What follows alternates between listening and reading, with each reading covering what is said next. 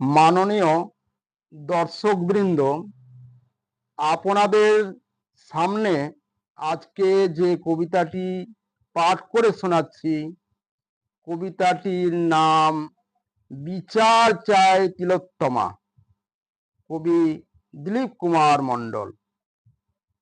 মাননীয় দর্শকবৃন্দ, আপনারা অবশ্যই দয়া করে আমার ভিডিওগুলিতে অবশ্যই সাবস্ক্রাইব করে দিবেন। ওগো বঙ্গবাসী, দেখেছ কি তিলোত্তমা মুখখানি? মনুষ্যত্বহীন কাজের ধরন, ভেবেছ কি দেশের পরিণতি? কত কষ্ট করে দুঃখ সয়ে হয়েছিল সে একজন ডাক্তার। মর্মস রোগীর করবে সুচিকিৎসা, করবে সে উপকার।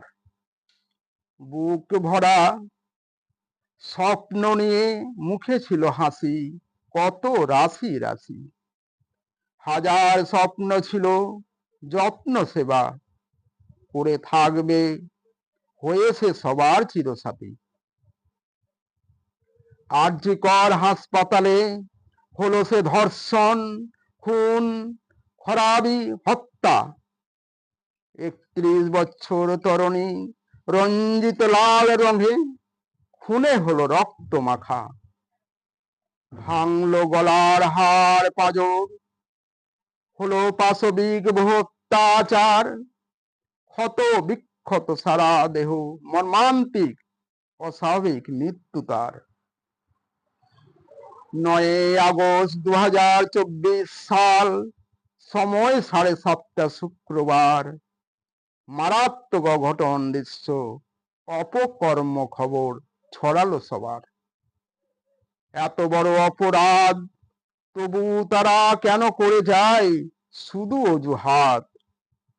ভাবা কি যায়, বিস্ময় লাগে, তাহলে পিছনে রয়েছে কাদের হাত? নেই কোনো নিরাপদ, তাহলে বদ্ধ ঘরে সত্যিটা কেন আবদ্ধ? কার জন্য এখনো অপেক্ষারত আছে লুকায়ে কোন সে অপদার্থ? ক্ষমতা আর টাকার লুটের নেশায় আছে মাথা কে তার? অদ্ভুত রহস্য নির্মম কাণ্ড, তবু তথ্য স্তব্ধ, এখনো ঘন অন্ধকার। তিলোত্তমা কাণ্ডে ধৃত শুধু যে সাধারণ এক সেবিক সঞ্জয়, এ অপরাধ তার যে একার নয়, এ কথা চরম সত্য, মিথ্যা নয়। মর্মান্তিক পরিস্থিতি, নেই নিরাপত্তা, নেই সুরক্ষা, এ যে বাস্তব সত্যই। আরো যারা অপরাধী তাদের আড়ালে রাখার মহা অভিনয়। আরজিকর হাসপাতালে অভয়া খুন ধর্ষণের যে খবর, সারা বাংলার বুকে এমন ঘটনা তীব্র নিন্দনীয়, চরম লজ্জাকর।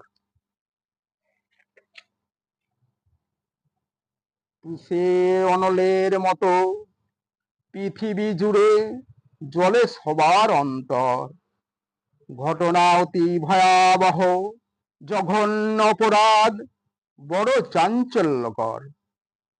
চারিদিক আকাশ বাতাস করে শুধু হাহাকার। ত্রাসে সারা বঙ্গবাসী থরথর, বসে যায় সবার কণ্ঠস্বর। ঘটনা ঘটে বড় মারাত্মক, যন্ত্রণাদায়ক, ভয়ানক খবর। কে এরা, কারা লুকায়ে পশুর চাইতে অধম, অসভ্য বর্বর।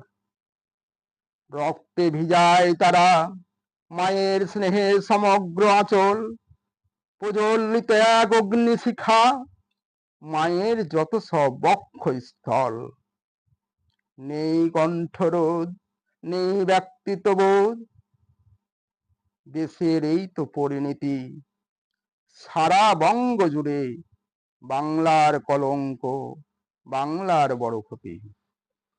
এমন পাশবিক প্রতিবাদে আমরা একত্রিত হই সবাই, আমরা চরম দৃষ্টান্তমূলক শাস্তি, ফাঁসির বিচার চাই।